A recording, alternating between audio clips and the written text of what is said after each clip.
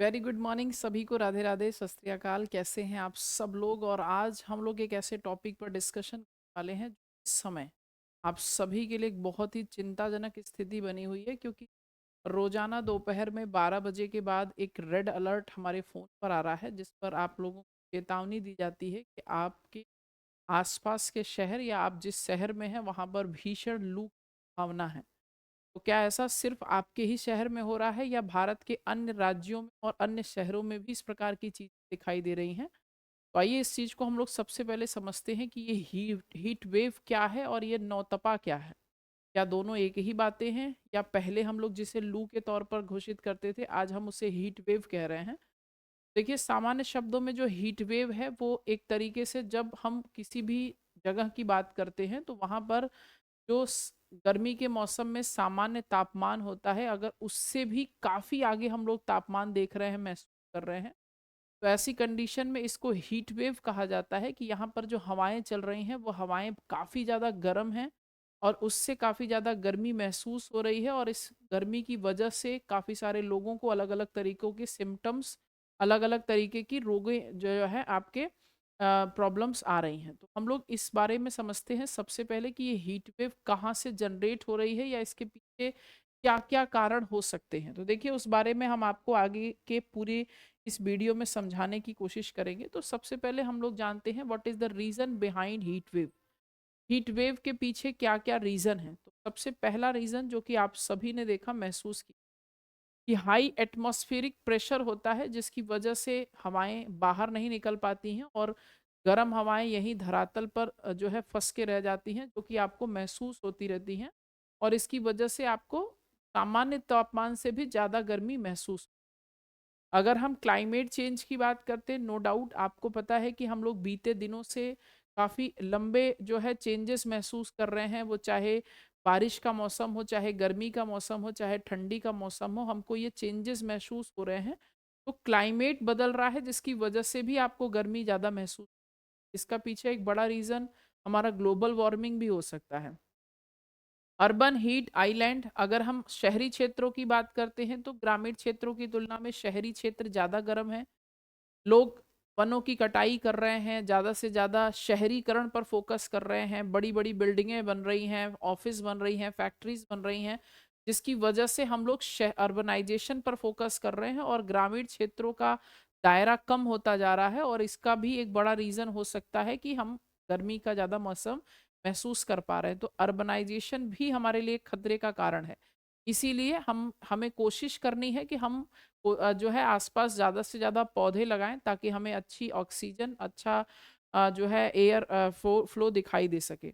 यहाँ पर हम वेस्टर्न डिस्टर्बेंस की बात करते हैं, जो जो पश्चिमी विक्षोभ का प्रभाव है, जिसकी वजह से भी हमको ये जो लू का मौसम था, जिसे अब हम लोग और ज़्यादा भीषण तापमान के द्वारा महसूस कर पा रहे हैं, तो पश्चिमी विक्षोभ की वजह से भी ये तापमान हमारे पास पहुँच रहा है। और इफ़ेक्ट ऑफ एल नीनो प्रभाव की बात करते हैं, तो जहाँ पर प्रशांत महासागर के क्षेत्र पर देखा जाए तो यहाँ पर वायुमंडलीय दबाव ज़्यादा है या गर्म हवाओं का प्रभाव ज़्यादा है, जिसकी वजह से ये पूरा का पूरा जो तापमान है ये दिन प्रतिदिन बढ़ता जा रहा है। क्या ये तापमान और कितना बढ़ सकता है? तो बिल्कुल आप ये बात समझ लीजिएगा, लाइक अभी तो कई सारे जगहों पर हमको ऐसा भी सुनाई दे रहा है कि 60 डिग्री सेल्सियस तक तापमान जा सकता है। लेकिन ऐसा कहना कोई बहुत बड़ी अतिशयोक्ति नहीं होगी, क्योंकि ऐसा आने वाले वर्षों में हम महसूस कर सकते हैं। उसके पीछे कहीं न कहीं रीज़न हम भी हैं और कहीं न कहीं रीज़न हमारा क्लाइमेट भी है। रीज़न हम कैसे हैं? तो हम ऐसे हैं क्योंकि हम लोग कोई भी काम करने जाते हैं तो उसके पीछे क्या-क्या मतलब ड्रॉबैक्स हो सकते हैं, उनके बारे में हम बहुत ज़्यादा विचार नहीं करते हैं। तो ये एक रीज़न हो सकता है कि हम ग्लोबल वार्मिंग पर फोकस नहीं कर रहे हैं। आज भी हम ग्लोबल वार्मिंग को दिन प्रतिदिन बढ़ा रहे हैं, जबकि उसके उपाय के संबंध में हम कोई भी स्टेप नहीं ले रहे हैं। तो एक बहुत बड़ा रीज़न है जिसकी वजह से डे बाय डे हमारा टेम्परेचर बढ़ रहा है। बट फिलहाल ये टेम्परेचर तब कम होना महसूस होगा जब भारत में बारिश का स्तर धीरे-धीरे आने लगेगा। जैसे आप लोगों ने हमेशा से पढ़ा है कि जून के अंदर-अंदर हमारे भारत में वर्षा मानसून का प्रभाव शुरू हो जाता है। तो जैसे ही ये मानसून का प्रभाव भारत में एंटर करेगा, वैसे-वैसे ही आपको टेम्परेचर में थोड़ा-सा फ्लेक्सिबिलिटी दिखाई देगी, आपको टेम्परेचर थोड़ा-सा अपनी जगह पर रुका हुआ-सा महसूस। आइए हम लोग बात करते हैं कि अगर हम हाल फिलहाल में बात करते हैं तो ये हमारे भारत के वो हिस्से हैं जहाँ पर टेम्परेचर बहुत ज़्यादा महसूस हो रही है। जैसे अगर हम दिल्ली की बात करते हैं तो Delhi ridge was 44.5 degree Celsius, 61 degree Celsius, 6.1 degree Celsius above normal. अगर हम नॉर्मल से बात करते हैं तो यहाँ पर लगभग 6 डिग्री सेल्सियस जो है पारा बढ़ा हुआ है। अगर हम यहाँ पर बांदा की बात करते हैं, चूंकि हम उत्तर प्रदेश में हैं, तो उत्तर प्रदेश का Banda district is the hottest degree in UP. हालांकि हम प्रयागराज में भी काफी ज्यादा महसूस गर्मी महसूस कर रहे हैं, लेकिन ओवरऑल जो रिकॉर्ड है वो आपका 47.4 डिग्री सेल्सियस का बांदा में टेम्परेचर रिकॉर्ड किया गया है। दिस इज द हॉटेस्ट जो है आपका एरिया। नेक्स्ट अगर हम बात करते हैं 40 plus cities at 40 plus Celsius, यहाँ पर 40 से ज्यादा ऐसे शहर हैं जहां पर 40 डिग्री सेल्सियस से ज्यादा टेम्परेचर पहुंच रहा है। और वो शहर खास तौर पर हमारे राजस्थान, यूपी, दिल्ली, हरियाणा, पंजाब, एमपी, महाराष्ट्र और वेस्ट बंगाल से आ रहे हैं। मतलब आपको सबसे ज़्यादा जो टेम्परेचर है वो हमारे प्लेन एरिया में दिखाई दे रहा है। ये वो प्लेन एरिया है जहाँ पर आपको ये रेड कलर दिखाई दे रहा है। ये जो सिवियर रेड है ये आपको काफ़ी ज़्यादा हॉटेस्ट पार्ट है। अदरवाइज जो आपको लाइट रेड में दिख रहा है वहाँ पर भी अभी टेम्परेचर बढ़ रहा है, बट उतना ज़्यादा नहीं है जितना हमारे प्लेन एरियाज में टेम्परेचर पहुँच चुका है। पीक पावर और न्यू रिकॉर्ड अगर हम बात करते हैं तो peak electricity demand touch the record 254 gigawatt on April. 24 अप्रैल तक का रिकॉर्ड अभी तक हमारे पास है। हालांकि हम यूपी की भी बात करते हैं तो यूपी में भी आपका जो है पावर इलेक्ट्रिसिटी की जो डिमांड है वो बढ़ रही है, क्योंकि जैसे जैसे टेम्परेचर बढ़ेगा लोग घरों में एसी ज़्यादा चलाएंगे, कूलर ज़्यादा चलाएंगे, फैन ज़्यादा चलाएंगे। ऐसी कंडीशन में अप्रॉक्सीमेटली 30,000 गीगावाट हमारे यूपी में इलेक्ट्रिसिटी की डिमांड है। ओवरऑल अगर हम बात करते हैं तो लगभग 254 गीगावाट डिमांड हो रही है इलेक्ट्रिसिटी की, जो कि बहुत ज़्यादा है, जिसके लिए हमको बहुत ज़्यादा काम करना पड़ेगा और तब जाकर हम लोग इतनी इलेक्ट्रिसिटी जनरेट कर पाएंगे। तो उसका आपको इधर भी देखने को मिलेगा कि massive heat wave in El Nino push temperatures to 50 degree Celsius in UP, Rajasthan.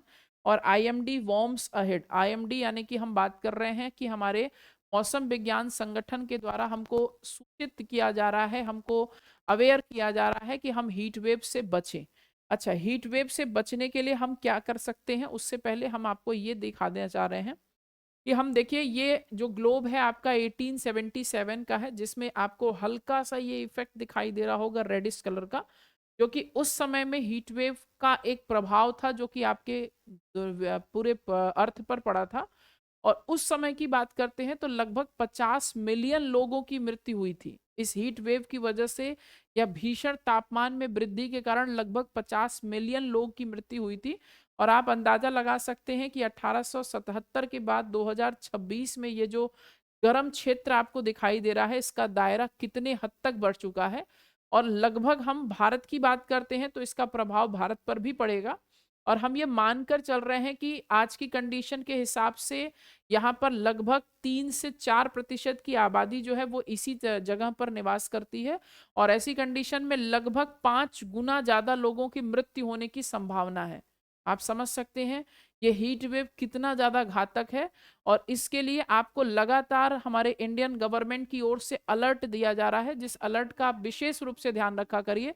हालांकि जब अलर्ट आपको रोजाना आना शुरू होता है तो आप उसको इग्नोर करना शुरू करते हैं, लेकिन ये अलर्ट बहुत ज्यादा मतलब सीरियस लेने लायक बात है, जो कि आपको यहाँ पर दिखाई दे रहा है डिफरेंसेस कि कैसे आने वाले समय में हमारे लिए ये घातक साबित हो सकता है।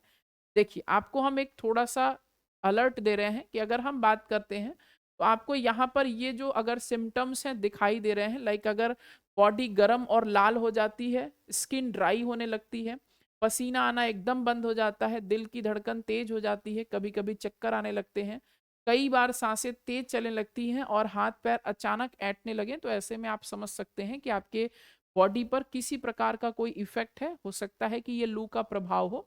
और अगर हम लू से बचने की बात करें तो कोशिश करें कि घर के अंदर, जैसा कि आपको अलर्ट में बताया भी जा रहा है कि 12 से 4 में घर से बाहर निकलने से बचें। और अगर आप बाहर निकल रहे हैं तो ओआरएस का घोल लें या फिर ठंडे तौलिए का इस्तेमाल करें, ज़्यादा से ज़्यादा पानी पिएं, डिहाइड्रेट रखें, अपनी बॉडी को हाइड्रेट रखें ताकि डिहाइड्रेशन की प्रॉब्लम ना आए।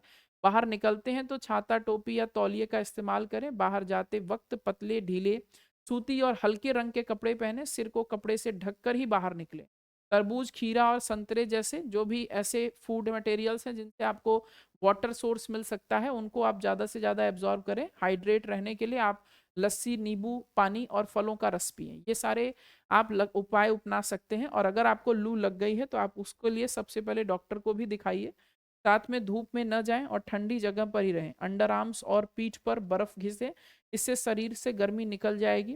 ज़्यादा से ज़्यादा पानी पिए, लस्सी, छाछ या जूस पिए और बॉडी में गीला तौलिया लपेट के रखें, इस ताकि आपकी जो लू लगी हुई है उसका जो है जल्दी से जल्दी आपको निदान मिल सके। ये बहुत ही मतलब चिंताजनक स्थिति है और ये आज के समय में हमारे आसपास ये सारी चीज़ें हैं।